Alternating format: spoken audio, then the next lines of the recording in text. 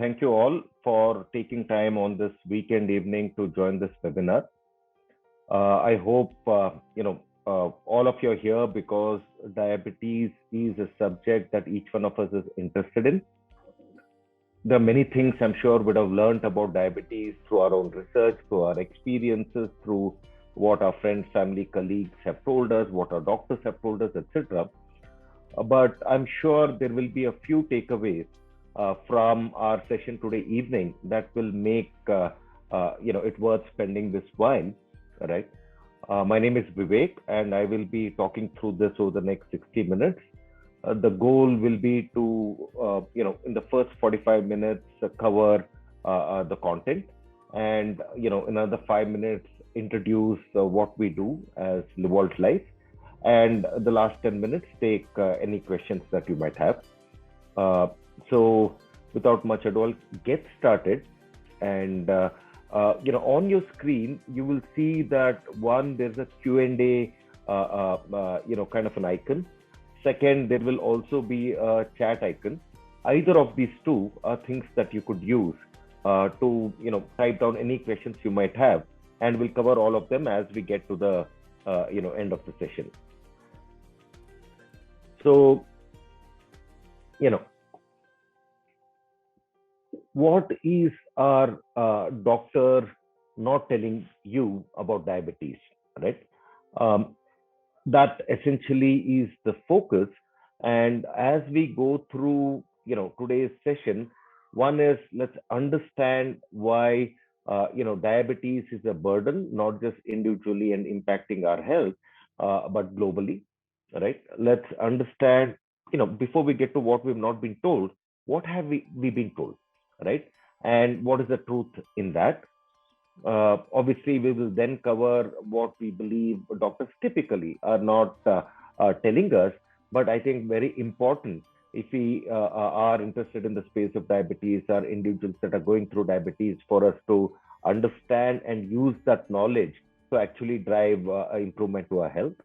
And there is a few topics we will cover as we go through that. And like I said, we'll talk about what we do as Livault Life, how do we partner with people with diabetes and get them to better health outcomes. Also talk about some very interesting webinars that we have that you could take a look at, and obviously it's on our website. Something that if it's interesting, do take time and attend and improve your understanding.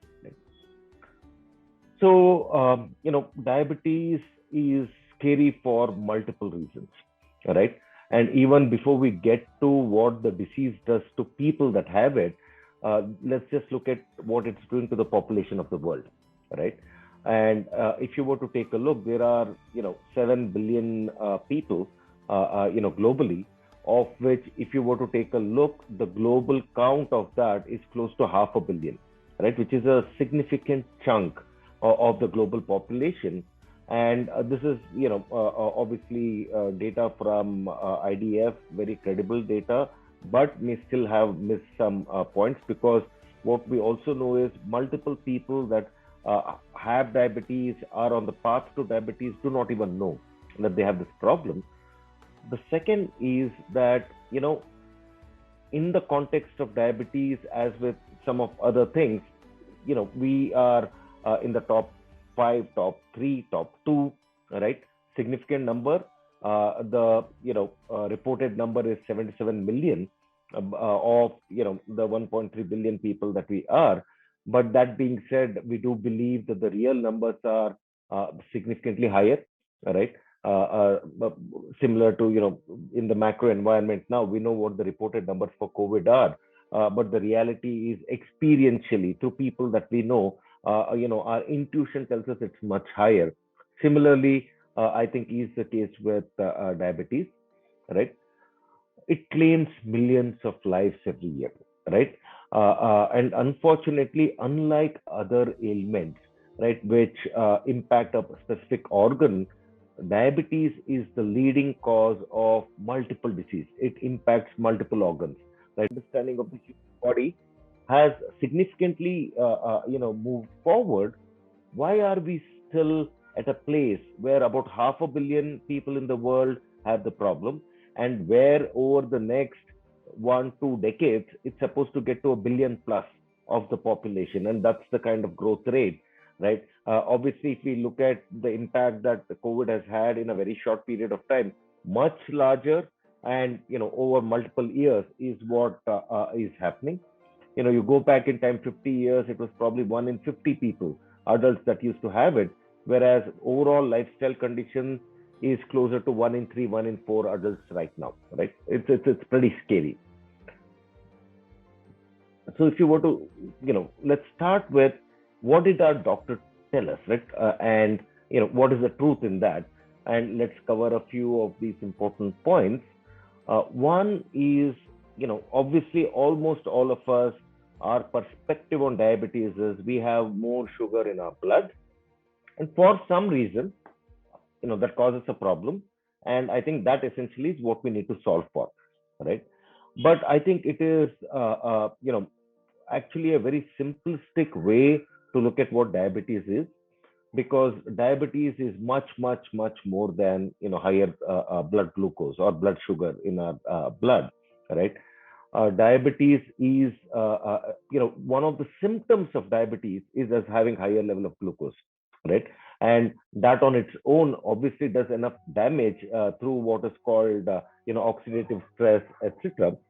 But diabetes is the unique condition that leads to multiple, I would say, microvascular and macrovascular diseases, right? And starting from nerves at the extremities of our body. Obviously there are amputations that happen because of diabetes. There are people going blind because of diabetes, and then coming closer to the center, right? We heart attacks happen due to diabetes. Liver problems happen due to diabetes, pancreas problems happen due to diabetes, kidney problems happen due to diabetes, etc. And secondly, if you take a step back, right, while we may think about it as diabetes, and we'll talk about what the underlying root causes are, but in essence, the medical community has recognized that it does not happen in isolation. What ends up happening is the same underlying root cause that leads one to become diabetic also leads one to put on weight, also leads one to get hypertensive, which is high blood pressure, also leads one to have a higher cardiovascular risk, also leads one to have an increased risk of Alzheimer's and dementia, also increases the risk of one having cancer, etc. And this whole thing, is clubbed together as what's called metabolic syndrome. And in a sense, while what a few people may just be diabetic, over a period of time, you will realize that the same person also complains about higher blood pressure, talks about having excess weight, talks about having maybe some brain fog, and mind is not as alert and as active as it typically is, etc., etc. Right? And that's because it is the same underlying problem that manifests as each of these. And this whole umbrella is called metabolic syndrome. So if one is diabetic, more likely than not, every other ailment in the metabolic syndrome, you're at a higher risk of, and it's a matter of time before it kind of shows up, right? So other thing we hear is, once you have diabetes, it can never be cured, right? And there is this whole definition of what's called chronic and progressive that gets attached to diabetes and some of the other lifestyle conditions, essentially meaning that once you get it, it doesn't go away, and two, over time, it only gets worse, right? And that is the typical explanation for diabetes, and the medical approach is more about how do you manage it, how do you control it, how do you delay your journey towards the inevitable of complex complications and surgery and all of those. And that's the typical solution approach, right? And the one point I'd like to make to all of you to take away, that narrative has to change. That's not the truth. That's far away from the absolute truth. And I don't know if you met people. Not only have I met people, I have seen people, I have been people that who were super highly diabetic, maybe on insulin, maybe on medication, uncontrolled blood glucose, double digit HbA1c, etc., who now, you know, through ABC steps that they've taken, can eat normal food, blood sugars don't spike, their body continues to work like how it used to when they were healthy, right? So the narrative has to change, and it is something that is, can be cured, can be reversed, etc. Other things we keep saying is, hey, you should avoid consuming sugar if you are diabetic. But I think we use the term loosely and we process the term literally.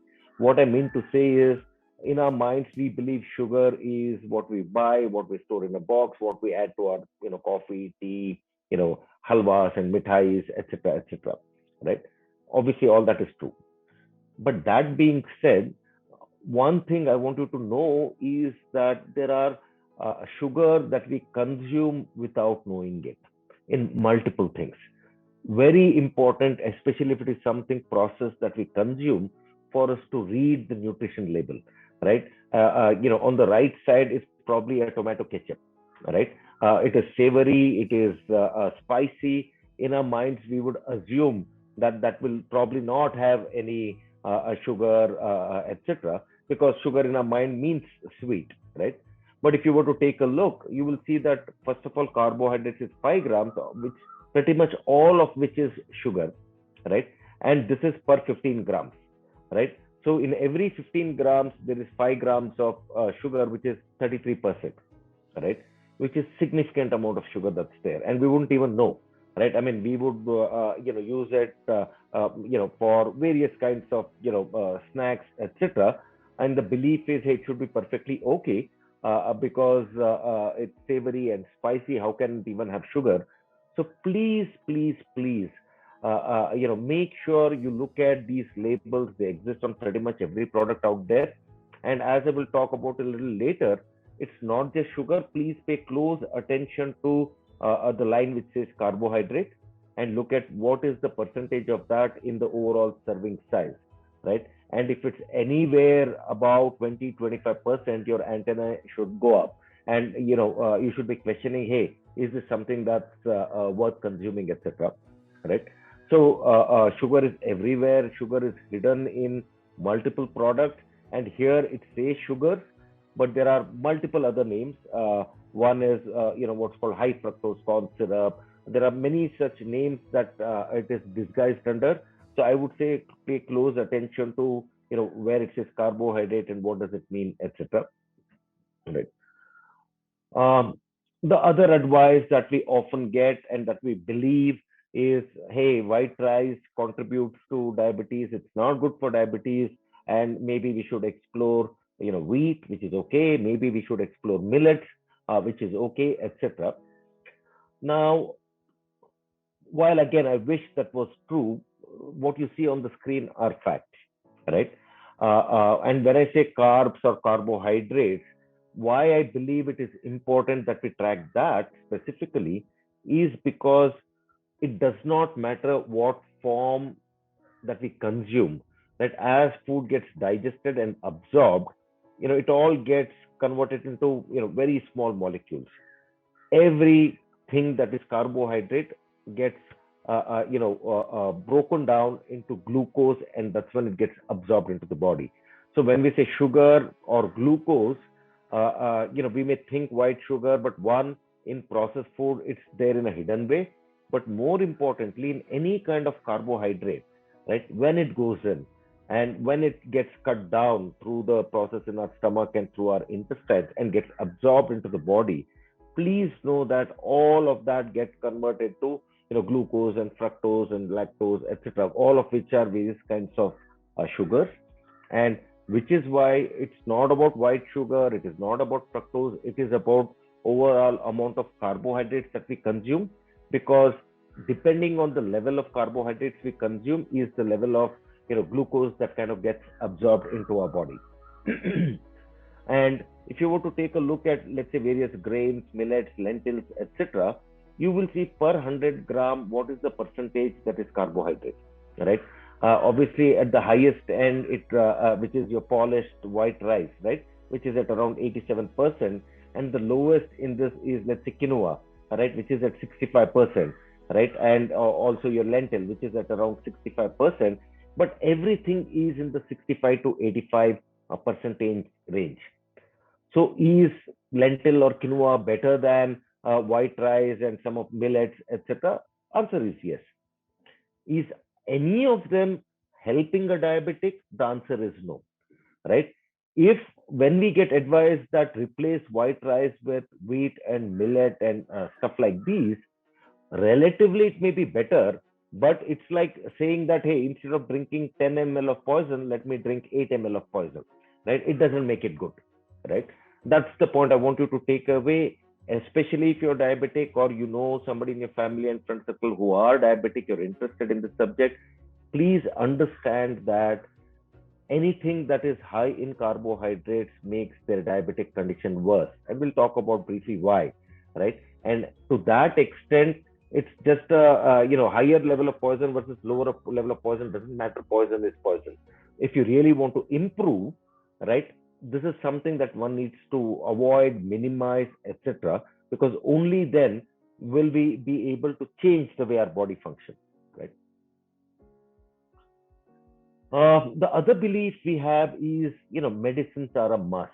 If I've been diagnosed with, let's say, pre-diabetes or diabetes, etc., and obviously, the when we say medicines are a must, there are a few unsaid things. One, it will make us better in the case of diabetes, false, right? Two, it will cure the problem that I have in the case of diabetes, false. And three, once I become better, I can stop my medicine. In the case of diabetes, false, right? Essentially, if you think about diabetes being, let's look at two components of diabetes. One is the symptoms of diabetes, and one is what is causing the problem of diabetes, right? Medicines help in managing the symptoms, right? So if my blood glucose level goes high, medicines will help me lower those, right? Which is only a symptom. But the underlying problem that is leading to my sugar level being high remains the same, right? And none of the medicines are actually fixing it. In fact, in some of the cases, the medicines that we take are actually making our diabetes worse. The way to think about it is, while in the short term my blood glucose levels come down and I feel that, hey, my ability to control my blood glucose is high, over time your underlying diabetes is actually getting worse. And a simple way to prove that to you, right, or is you take any diabetic, right? I would say 95% plus. Tell me any one of them that through taking medicine over time their dose has reduced or gone away. If we are becoming better, why is our medicine not going away? If we are becoming better, forget medicine going away. Why is it that every 1 or 2 years our doctor tells us, hey, you know what, it's not under control, I need to increase your dosage, and again increase your dosage, right? For example, over 15 years of being diabetic, which I am, or was, right, essentially every couple of years the medicine would keep changing, and only in one direction, right? In the beginning it would be effective, you would feel good, your fasting blood sugar levels are low, your HbA1c comes back into a range under control, etc. But as time goes by, both of these start to go up, right? And which is when you go back, there's a change in the dose. Hey, looks like it's not working for you, etc. In general, medicines are not the solution. Better than doing nothing. If you are diabetic and do nothing about it, it's obviously good to start on medicines and getting that glucose levels under control. But if you want to solve your problem, medicines are not helping. And the second part of what I'd like to say here is, not only are they not helping, there are certain kind of medicines which are actually harming, right? And let me start with the most unobvious, right? As you all know, beyond a point, we may know people, and we may be some of the people that inject insulin to keep our blood sugar under control. Please know that when we inject insulin, our symptoms become better, our disease becomes worse, right? Anytime we are taking insulin, our diabetes is actually getting worse. And if you talk to many people, they will not be feeling good. They will be adding weight, etc. But obviously, the blood glucose levels will be low, right? So, similarly, in your medicine, right? If you were to take a look at the medicine you are in, I mean, there are, most of it. Forget the brand name. If you look at the underlying chemical, if you find something called metformin, it's okay. Neither, while it helps, it's not harming, right? It's kind of neutral. But if you find something called a glympyride, right, and chemicals which end with these are a class of drugs called sulfonylureas, right? They obviously help with the symptom and helping the sugar levels come down, but in reality, your state of diabetes is actually getting worse. So, if you look at the medicine you are having, and it could be something called as it could have something called as glympyride, etc. If you do the research on whatever the drug is, you will know whether it is a sulfonylurea class of drug, whether it is a GLP, one analog, whether it is what's called a TZD, etc. There are 4 5 families of types of drugs that are there for diabetes, right? The TZD, the sulfonylureas, symptom help, diabetes getting worse, right? So the first goal will be to move away from medicine like this to medicine that is either neutral or in some way slightly helpful. But many of us, I'm sure, when we look at and understand what is the medicine, it is actually harming us and making our diabetes worse. Right? Many of us, again, believe, hey, is it in the genes? We may be told that it's genetic. Did your father have it? Did your grandfather have it? So it is genetic and you'll get it, right? I'll say it is not. Let's not blame our genes.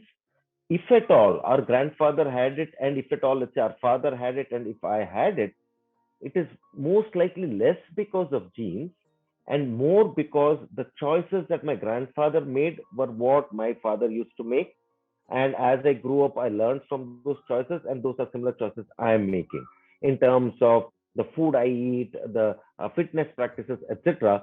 So it's more, I would say, conditioning over time as opposed to genes. Do genes play a role? They do play a role, but just because there is a genetic predisposition doesn't make you get diabetes. It just means you have to take extra care, right? In some people, it may be relatively easy for it to express itself. In some people, it may be difficult to express itself. But even if there's no genetic predisposition, you make bad choices, you will get diabetes.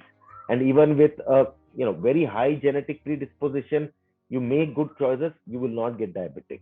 So what determines whether you get diabetes or not is more the choices that you make. And to an extent, when we say that did anybody in the family have, etc., it's more an assessment of the kind of lifestyle, because if they had it, they made choices that led them to be diabetic, and which increases the chances of you making similar choices and hence ending up with diabetes. Again, some of us are told exercise a lot, it helps, etc. The reality is that exercise definitely is helpful, right? But like many other things in life, you know, one extreme or the other extreme, both are harmful, right? So exercise obviously does, help in a range. If you over exercise, it does lead to stress in our body. If you over exercise, it does lead to inflammation in our body. So, that is not the answer, right? Exercising is, and going berserk, trying to physically exhaust oneself is not the answer. What's more important than the strenuousness of the exercise is the consistency of the exercise, right? You may just go for a brisk walk for, let's say, 45 minutes. You do that every day, right? That matters a lot more than, let's say, I'll do a 10K run on Saturday and Sunday, but don't do anything for 5 days, etc. I'm talking not from a fitness or a running as a hobby or a passion perspective. I'm talking from a metabolism perspective. If you want to improve your state of health, especially in the context of lifestyle conditions, specifically in the context of diabetes, consistent daily fitness routines, play a much larger role than the intensity of and the time of exercise that we actually do.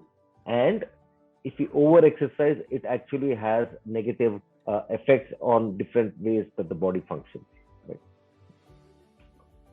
So that was the part where I talked about what did the doctor tell us and the truth behind it, right? Our perspective on what it is, right? Now let's get into some areas where we believe things that the doctor has not told you, right?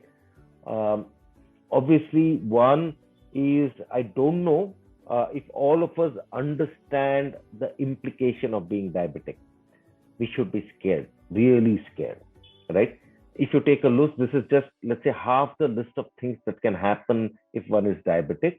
What it means is, hey, it's okay, take a few medicines, you'll be fine, is not the approach one needs to take, right? One needs to really understand, for example, nephropathy, essentially your kidney can die, right? And I'm not making much bones about it because eventually it's all a progressive path.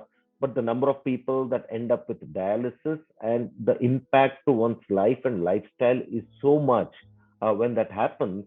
It's really a difficult thing to go through, not just for the person going through it, but for the entire ecosystem of people around them, right?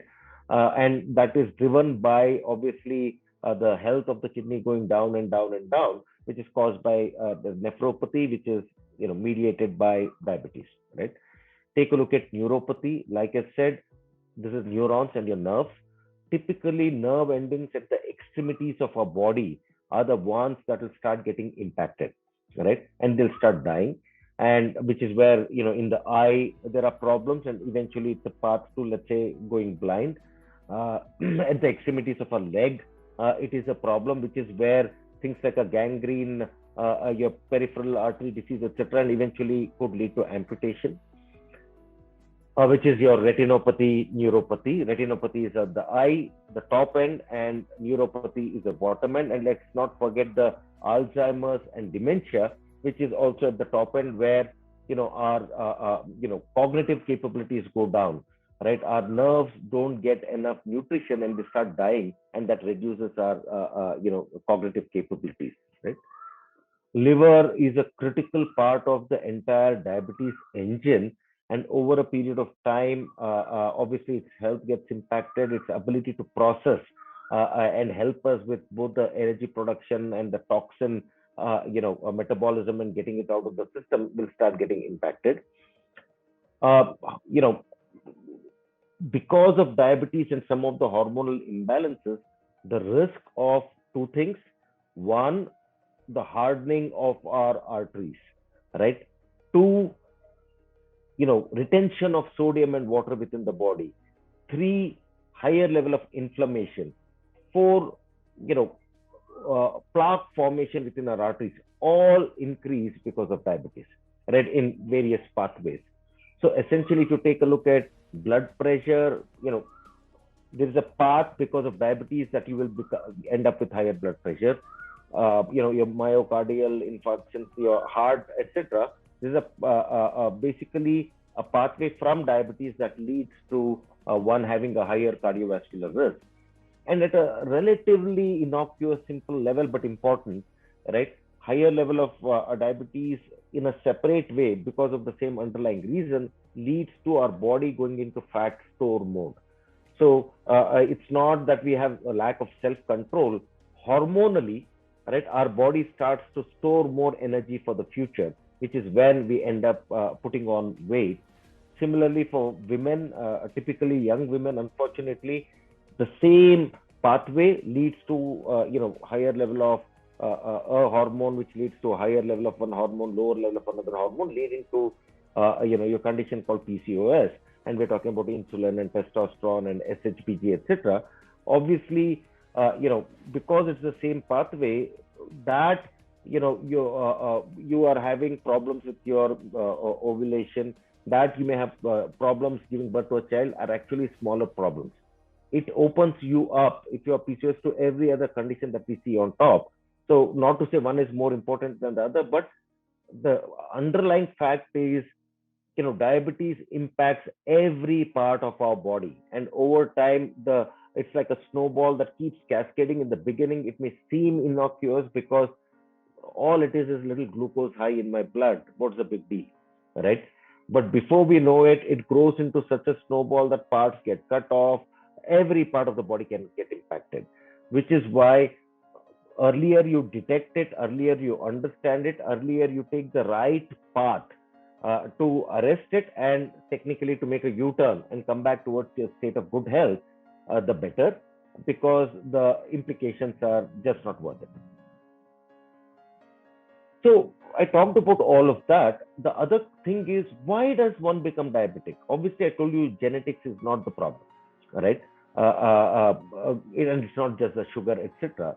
This is something that we don't know.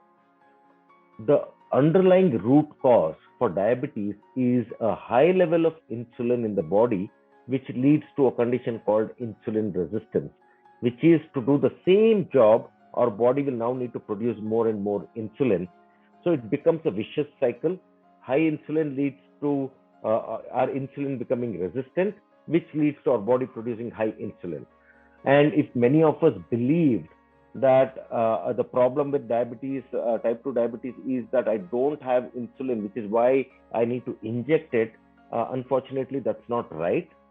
Why we need to inject it is the body has maximized on its ability to produce insulin, but its effectiveness is low. So our pancreas are actually overworked, right? There's something called as the beta cells in our pancreas that make the insulin. They're working really, really, really hard, burning themselves out in the process. And yet, to do the same job, the amount of insulin our body needs keeps increasing, which is what is a sign of insulin resistance. But because the effectiveness of insulin is going down, our body produces even more. By the time we start taking medication, which again induce our body to make more insulin and eventually to injecting insulin, that's not because our body is not producing the insulin. It is because our body cannot produce anymore, but we need more, right? So typically, if we have an imbalanced kind of a food that we eat, if it's very high in carbohydrates, right, which leads to higher level of glucose, and this may be another surprise. Please know that a bulk of the fat that gets deposited in our body is not fat that we eat. It is carbohydrate that we eat. The liver converts all of the extra glucose, etc., into fat, stores it in the liver, and sends it to different parts of the body. And the fat that gets deposited in the liver, in the pancreas, are dangerous. It's called visceral fat. And typically, if you have central obesity, which is our abdomen and our middle is disproportionately bigger than the rest of the body, that's the first sign that there is insulin resistance, because your fat is being deposited around your abdominal organs, the liver, the pancreas, etc. Right? So essentially, if based on what we eat, it leads to fat deposition, let's say in our liver and pancreas, which actually then makes the insulin less effective, which is we become insulin resistant, and hence our body produces even more insulin. But when our body produces even more insulin, our insulin resistance becomes worse, and that's the vicious cycle that we get into. Essentially, it leads to us getting, adding more and more fat around our abdominal organs. And over a period of time, essentially, insulin plays a role of depositing glucose into our cells, and that does not happen effectively, and which is why blood glucose levels start to increase, right? And some of the other things we've been told, right? Have multiple small meals. Not good if you're diabetic. You need to have minimum number of meals. However, when you are told to eat multiple meals, it is more to feed your medicine. Because you are having your medicine, it may impact your body in a particular way. I don't want it to impact it negatively, so eat. Right? In reality, every time we eat, our level of insulin increases. So we need to minimize that. Many of the foods that we eat don't contain some very essential nutrients that we need, which is like, if you think of an automobile, right? It is like us not providing the right lubricant, our tires are not inflated, or coolant is not there, etc. Like those, there are many nutrients that are needed for various biochemical reactions in our body to work well. And if we don't eat nutrient dense food, that is missing, and reactions don't complete within the body, right? Obviously, active or inactivity is bad. There needs to be a level of fitness. You don't need to be a muscle person, but there are certain muscles and certain kind of fitness that actually improves your metabolism, and that's something that one needs to do, right?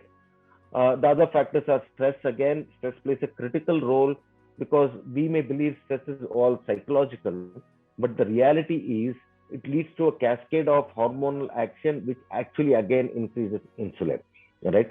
So it's not just psychological, it impacts us physiologically. So obviously, if there's a lot of stress, we need to solve for it. I need to be root out the stress, or we need to manage it and counterbalance it with other solutions. Sleep, again, many of us may believe is for a lot of rest and rejuvenation, which it is, and some can do with lesser, some can do with more. But more importantly, something we may not know and we've not been told is that our body's maintenance, the cellular health maintenance, happens when we sleep. If we don't sleep enough, there's not enough time for a process called autophagy to kick in, and we have biological garbage starting to collect within our body, and that accelerates our path towards disease, that accelerates our aging process. So very important to sleep, and sleep well, and you have to couple it with one thing, which is ensuring that you eat at least 3 to 4 hours before you go to bed, because when you sleep, you want the complete time to be used for maintenance and not for digestion. Whereas if you just eat and go to bed, your body is digesting and the maintenance activities do not start. So essentially, this is the underlying root cause. And if we have to have a shot at solving the problem, we have to solve for this, right? Now, again, like I said, why don't medicines help? I talked about it before. Just to underscore, if anybody tells you that medicines are going to cure, it is wrong. It only manages the symptom. The dosage increases over time, and our underlying condition only becomes worse. Medicines we take typically increase the level of insulin, which is bad, because the whole problem is because higher level of insulin, right? Blood sugar levels are artificially reduced, so we feel good, right? We use a glucometer and say, hey, 100, 110, it's okay, right? Whereas to get that done, insulin is artificially increased through the medication, which actually is making our underlying diabetic condition actually worse, right? The fat continues to accumulate, which is a problem, because that's what led to the start of this vicious cycle of higher insulin and insulin resistance. And in addition to that, there's a lot of side effects, right, with each medicine. But at the core of it, I would say, are they making my diabetes go away? The answer is no. Are they making my diabetes better? The answer is no. In fact, they're making it worse. If your question is, are they making my blood glucose levels down? Absolutely, they are. Which is where I think you need to separate the symptom of diabetes, which is, let's say, a higher level of blood glucose, from the condition of diabetes, which is ineffective insulin. All right. Now, you measure the medicine by, is it helping my insulin become more sensitive? No. Which means your diabetes is not getting better. Is it making more insulin, that is making my insulin resistance worse? Yes. Which means those medicines are harming you in the long run, right? But are they helping you symptomatically bring down your blood glucose levels? The answer is yes. But the most heartening thing, right? And I hope you look at it with maybe curiosity, maybe excitement, but definitely not cynicism, right? Because this may seem too good to be true, and we've been told if anything is too good to be true, it probably isn't, right? But it is reversible. We've built a community. We've seen enough people where there are, diabetes has gone away, right? So the view to take is it chronic and progressive? Which means over time, does it keep getting worse, and it will not go away once you get it, right? Versus is it reversible? I would like to say that there's enough people that we've seen, and with the cutting edge science that we know that it is reversible. People, who are or were on once on medication and insulin are no longer on medication and insulin. People who are unable to control their blood glucose levels are, completely under control. People who had fatty liver and fatty pancreas, fat in their muscles, etc., they've been able to take that away. People who are heavier and had the tendency to put on weight have are now at a place where they eat normal food and their body responds just fine. Like for how, in our, maybe teens, in our early adulthood, we could polish anything and our body would not even crib, right? Nor creak. It would just work fine. You can get that back, right? And what do you need to do logically? If your blood glucose levels can be made to come down naturally, if your insulin levels can come down naturally, then obviously some of the fat that's in our abdominal organs, it can be go away, our insulin sensitivity will be restored, right? We break that vicious cycle. High insulin resistance leading to higher insulin resistance, we break that. And if we restore the sensitivity of our insulin, which is a very critical hormone, and obviously we have various choices on how to get that down. When we do that, the entire journey that you've taken, which you've been told it's a one way, right? This will magically give you a U-turn and make it a two-way for you to come back, right? Except we've been told, right, that it is a one way. You can only slow down, but you cannot stop going towards the destination. And what I'm saying is that's not true. We just need to, like I said, change the narrative, change the belief. There is a U-turn. It is a two-way. There are many people that can tell you about it, and it's only increasing. We know how to get that U-turn and how to kind of come back and make diabetes a thing of the past. Right? Also, there are certain tests that are more important than other tests. Obviously, this is not to talk about the details of what the diagnostic should be, etc. But, for example, see, we control and manage what we measure. Now, we measure fasting blood sugar, right? We use our glucometer or a continuous glucose monitor or get a test, go to a lab and get it done. Now, what if that is not the right metric at all? I mean, it is a metric we should track, right, without doubt. But like I said, if you've understood the core of the problem, it is not, it comes much later. It is because of insulin issues that my blood glucose level is going down. How am I doing on my insulin? So you'd rather measure fasting insulin as opposed to fasting blood glucose.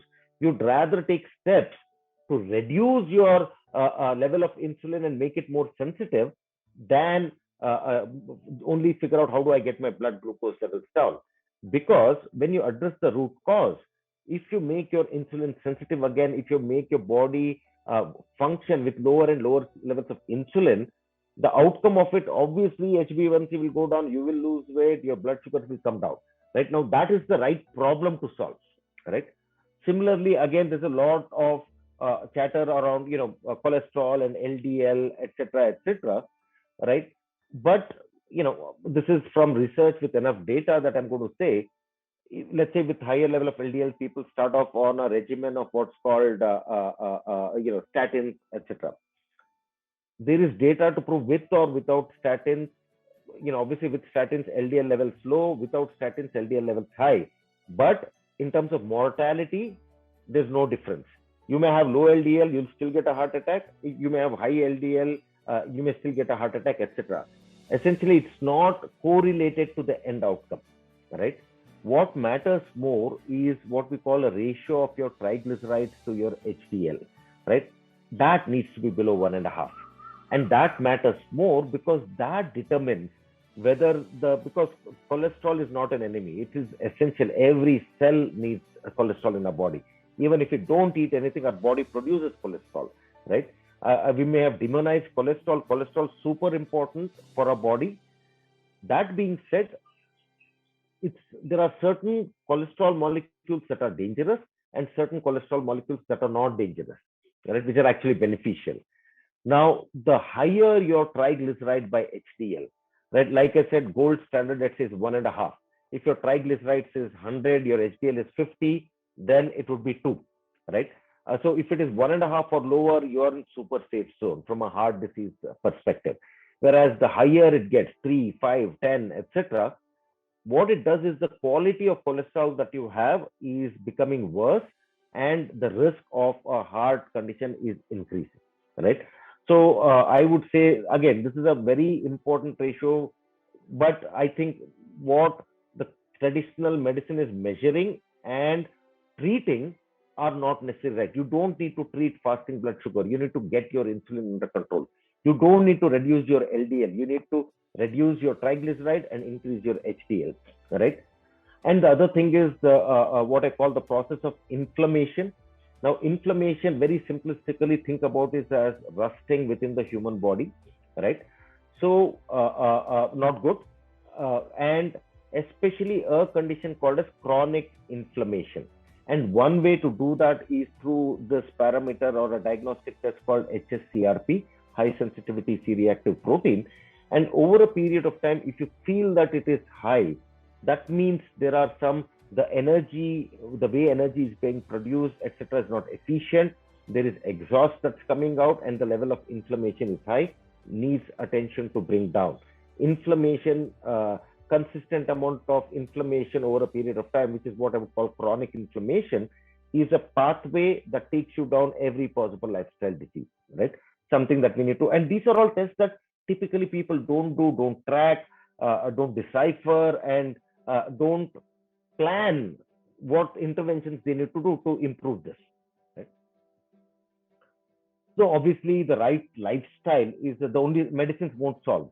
To a large extent, it's a lifestyle disease. We make wrong choices on all the things that you see on the screen. You go down this path, and the easiest way to bring that pendulum that has swung that side back is to start making all the right choices on these, and go extra right so that you bring it back, and then you balance it so that you remain here, right? What you eat and when you eat is probably around 60 to 70% of the impact in all of this. If there's one thing to solve, please solve what you eat and when you eat, which are the first two things we see on the screen. And obviously, actually, the top row, because we need to ensure we get all the micronutrients. We need the right vitamins, the right minerals, we need selenium, we need chromium. It's like a periodic table. We need to ensure we choose the right foods that help giving us the right, what we call micronutrients, macronutrients, fiber, etc. And when we choose to eat, because eating at 11 a.m. and 11 p.m., the same thing, one slice of pizza, the way our body responds is completely different, because the organ is at its peak at 11 a.m. and slowing down at 11 p.m. What may take, let's say, 1 or 2 hours to digest here may take 3 or 4 hours to digest later. We need to align with our body's natural clock, what we call our circadian rhythm, right? Like I said, stress plays a critical role and impacts us physiologically. High level of chronic stress leads to high insulin, which takes us down the same path. Similarly, don't sleep enough. Our body starts accumulating biological waste. In our brain, there's something called as beta amyloid and tau protein that gets deposited. Weak cells, dead cells get accumulated in the body, etc. And obviously, the chances of mutation are higher in those cells. Sleep super important, not just for rest, but from a cellular maintenance perspective. Fitness, not too much, not too little, and not to become Mr. India or Mr. World or Mr. Universe. Right? Choose the right kind of fitness routines that improve your metabolism first.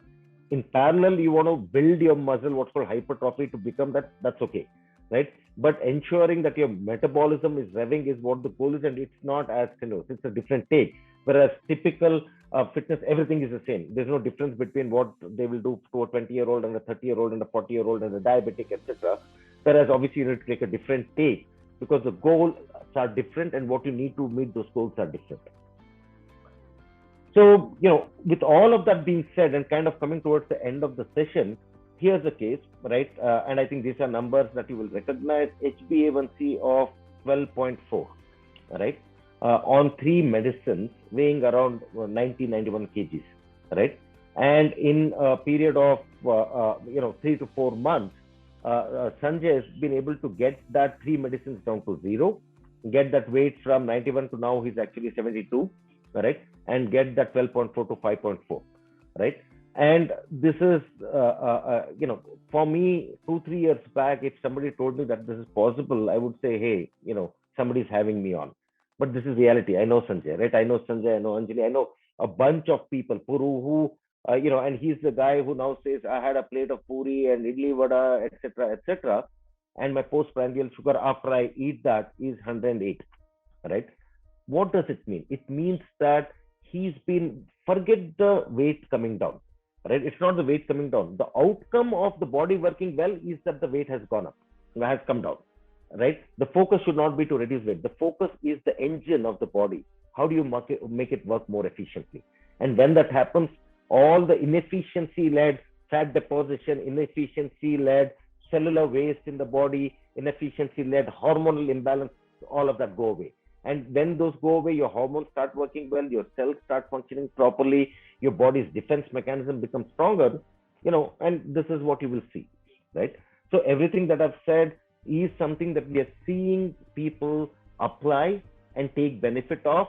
And in a way, we should have a status now called, ex-diabetic or diabeter, etc. And there's a tribe of those that are growing, right? So, that's essentially what I'd like to cover. I hope there are a few things, a few myths that are busted, and obviously, if there are questions, we'll take them in the Q&A shortly. And obviously, if you want to have a one-on-one discussion, please reach out to the Live Out Life team. Very happy. We are cheerleaders for anybody that wants to beat diabetes, right? Be it in terms of advice, be it in terms of solutions. We're happy to do anything because that's a mission. Our goal is how do we work towards eradicating diabetes, and we know that the path is there.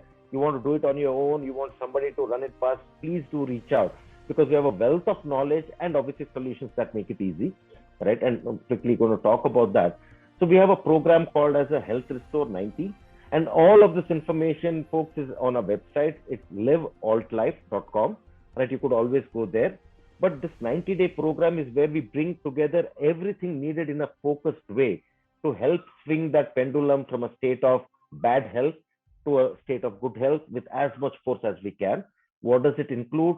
Anything you eat in that 90 days comes from us, right? So 3 meals a day, 90 days, each meal made fresh, delivered fresh, right? That's one part of the component, because there's so much science that goes into it. I mean, we have around 80, 100 different rules, right, that need to be met.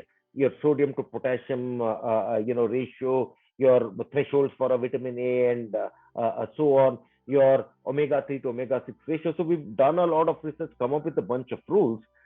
So the math behind the food that you get every day is the same, but the art is different. Each day you will see a different meal. It'll be a North Indian, a South Indian, a international, a soup, salad, with different tastes, etc.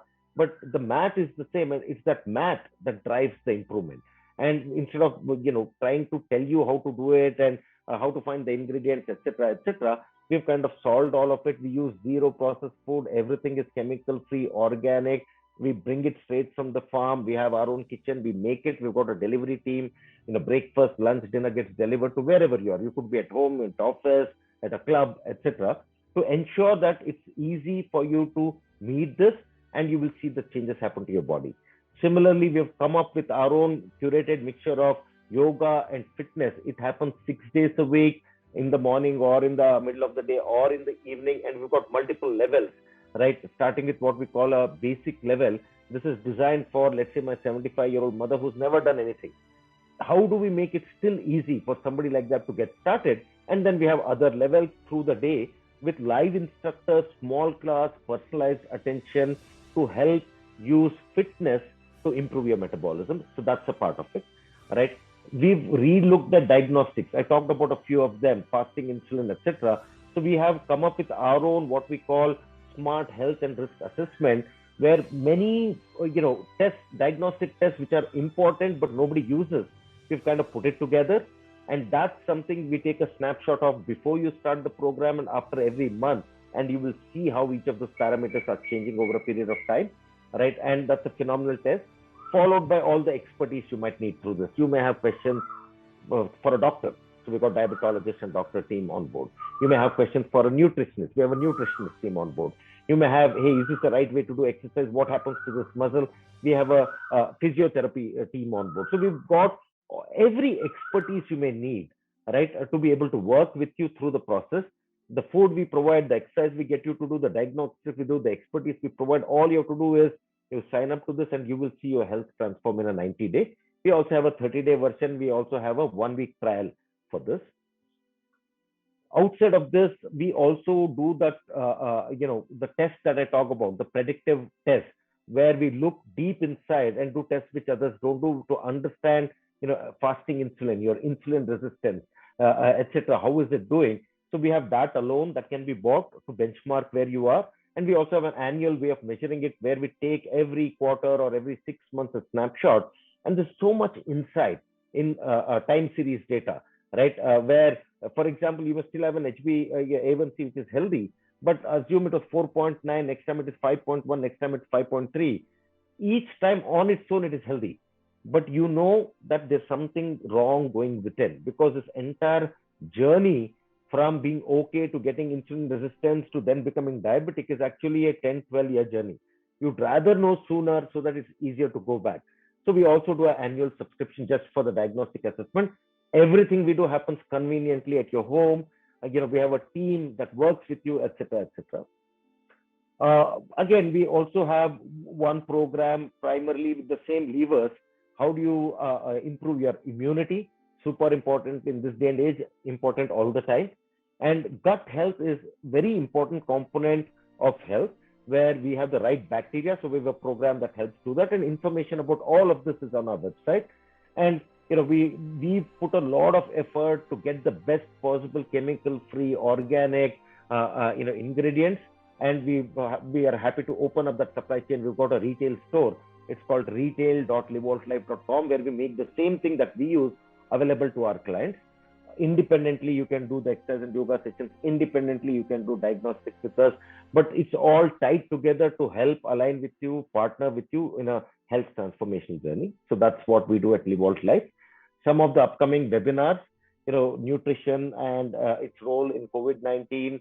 I think either next week or the week after, we're going to talk to somebody, right, who's actually gone through this whole thing. Like, it'll be very interesting to see, where they were, what were they thinking, what did they do, how did we help, and how did they end up on the other side, and the freedom that they've found, right? The crimes of insulin and glucose, I think we talked a little about it. We'll go a little deeper and I think help you understand that better, right? And there's multiple myths, unfortunately, and I used to believe a lot of them if I go back in time, right? And now that we've done so much research and understand this better, it'll be very interesting in terms of busting myths and figuring out what is fact or fiction. So there are various ways, and it's all on our website, and I think we'll keep engaged with you. But I'd like to take this opportunity to kind of close. Thank you all for taking time on a Saturday evening. I just hope that there are some things that you took away that you're able to apply, that is going to help you understand the villainy or the enemy of diabetes better and help you conquer it. Hope you've understood enough about who we are as Live Life, what we do, our strengths, and how can we help partner you in that journey. Like I said, it's not just about the money. You can buy many things from us, but if you're passionate about this journey, just reach out. We're happy to just give you the ideas for you to be able to kind of apply it and improve your health. And with that, I'd like to thank you once more and open it up for questions. I do see that there's a bunch of Q&A maybe that have come in. Let me take a look at the chat and use this opportunity to talk about any questions that you may have that I will address right now. So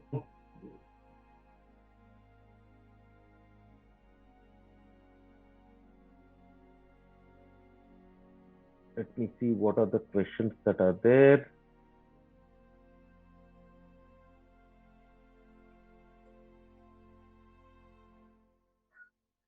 So who's Andy?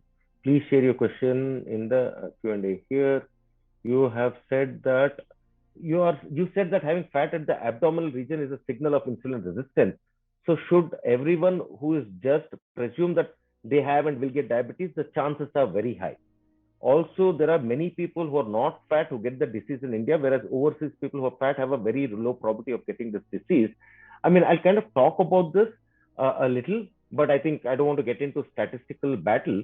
But the question is, in a way, I would say anybody that has, central obesity disproportionate to the rest of the body, right, is at a super high risk of, is most likely having insulin resistance and most likely at an increased risk of getting diabetic. That is one point.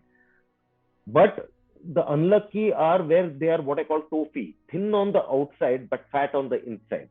They believe all is well because they don't look fat. But the reality is that the liver and the pancreas and the abdominal organs has fat, and hence, without them even knowing, at least if you're fat, you get a sense that, hey, maybe there's a problem. So there are those that happen. And it all depends on how much fat cells do you have, where are they at a subcutaneous level, which is below the skin, etc. I would say a majority of the people will show the sign of central abdominal obesity, or whereas there are some that do not, but they will still have a fatty liver and a fatty pancreas, but their fat doesn't get distributed below the skin and hence they're not visible. And there are many people who are fat outside with a very low probability of getting the disease. Not really. Like I said, if you have a lot of fat cells, what are called adipocytes, and that is where the fat gets stored outside under your skin, etc., and not in your liver, then the chances of you getting insulin resistance and diabetes are lower. You're still putting an extra strain on the musculoskeletal system. But if your liver is accumulating fat, pancreas is accumulating fat, you will go down this path. Okay. How do you start the program? What is included in the package? I think I've talked about it. My suggestion is please do, everything. The food that you get is included. The diagnostics is included. The exercise is included. The consultations are included. All of this is done at your home, wherever you are. Right now, just a caveat, we have people who are from multiple places who are attending. But, right now, all of this that I'm saying is available in Bangalore. Over time, we'll be in the city of Bangalore in Karnataka, India. But, some of this, we will be going across multiple cities over a period of time. And I think, please do feel free to reach out to us. You can write to us at hello@livoltlife.com, or there's a phone number on our website. Just reach out, and we're very happy to work with you if you're interested to talk about, what is the package and how can we help you, etc. Okay, will more physically active and working person can have diabetes even when he's having? The answer is yes. Because there's a blog that we've written, I would suggest you take a look. It's called, I don't know the exact thing. I'll ask my team to post it here, which is saying fit and healthy. I think many of us believe fit and healthy to be the same thing. It's not true, right? You can be very fit but unhealthy. You can be unhealthy. You can be healthy but not fit, right? And in many cases, they're the same.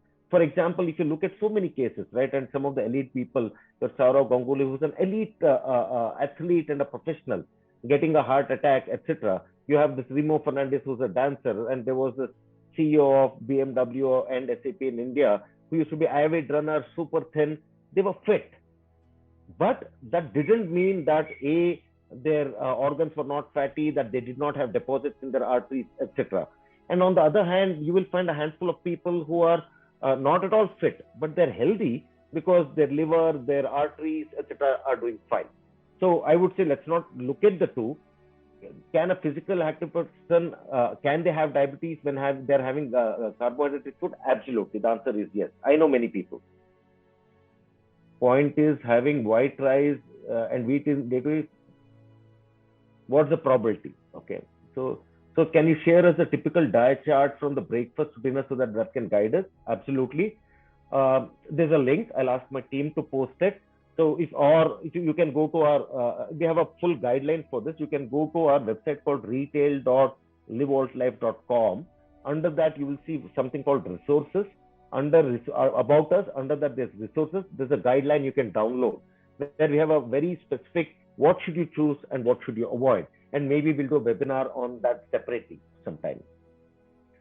How to successfully reduce? Yeah, I think there's I think you will see primarily, I would say, you take away grains, you take away anything made out of grains, automatically your carbohydrates will come down significantly, right?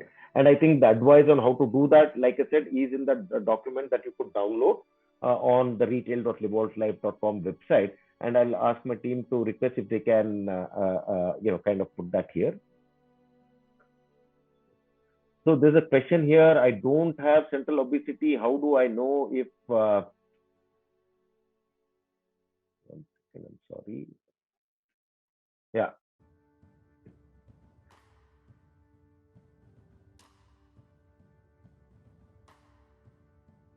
Do I still have the risk? So everyone, anywhere in India, we have a one-time test that, like I said, Smart Health, SHR, Smart Health and Risk Assessment. And I'll ask the team to, kind of post that link as well. But essentially, that's, we can do this anywhere in India to a large extent. Do it. Not only do we look at the typical parameters, but we look at, measuring your state of insulin resistance, etc. And we can very clearly tell you the way deep inside how your body is working. Do you have insulin resistance? Are you at a risk of getting diabetes, etc. Right? Yeah, so there's a question of, let's say you do it for 3 months and then you kind of get better. Does it mean you can go back and eat anything else? I try to frame it in a way all of us can understand. One, your body will start working better. As long as you do the right things, it will work well, point one. And if you do that for enough time, even if you do the wrong things, it will work well. After that, you need to find the right balance, right? So like I said, once you earn that right, you can reach a point in time where you balance the good, indulge yourself, and you'll remain healthy. Obviously, if you eat donuts every day, the same thing will help you do a U-turn, you will kind of go back in the same path again, right? But once you know how your body responds, and once we get you to a point where it processes normal food properly, then the responsibility is on finding the right balance to ensure you maintain the state of good health that will help you find. So I think I can see some of the links. There is the healthy versus fit, and what's the difference? Why can you be fit but not healthy, etc. The guide, I think, is there. What is the practices? And you can look and apply it. There's also the test, which I think anywhere in India you could kind of get that done. I think it's something anybody above 35 should get done, whether they have a problem or not, because we built in a lot of early warning kind of tests that helps us take a predictive view on whether you'll continue to remain in a state of good health or not, right? So that's broadly what I had. If there's any other questions, please let me know and take a look at those links. Anyone that is passionate about this subject, please do reach out to us. We're very happy to help you. Somebody asked me, who are you? Yes. Yeah. So there is a question on type 1 diabetes, which is a different story. All of what I'm talking about is type 2 diabetes. Type 1 diabetes is more like a manufacturing defect. People lose the ability to produce insulin, and it's a completely different problem. And that's the way to solve for that is different, right? Somebody has a fasting blood sugar of 150 and a postprandial of 250, etc. I think you need to write to us or go to our website, get in touch with us. Let's have a conversation, and we'll tell you how we can work to help you, right? You need to pay attention, right? Those numbers are not right and can be fixed, and I think that's what we need to do. Will the program help pre-diabetics as well? Without a doubt. Obviously, it has helped, super duper diabetics. In fact, for pre-diabetics, it will work much faster, and you'll get to better health much sooner. And think of the U-turn I was talking.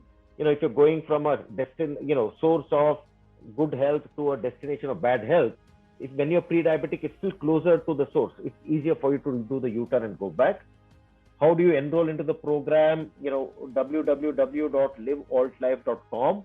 there's something called as Get Started or Explore programs. Just fill in your details. We'll get in touch with you and we'll kind of take it from there. A quick introduction of myself as I wait for more questions. Somebody's asked me. I think, I'm not a doctor.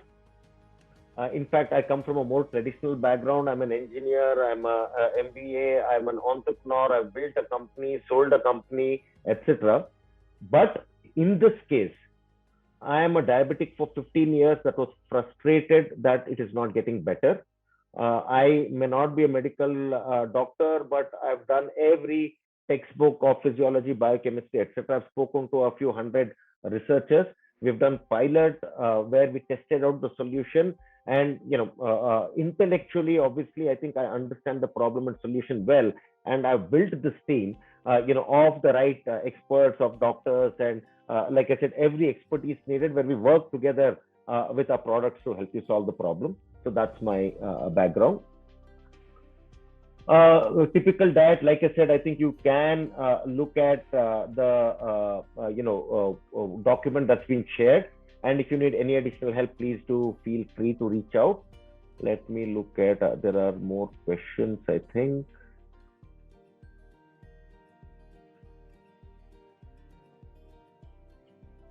Yeah. Anybody else? I think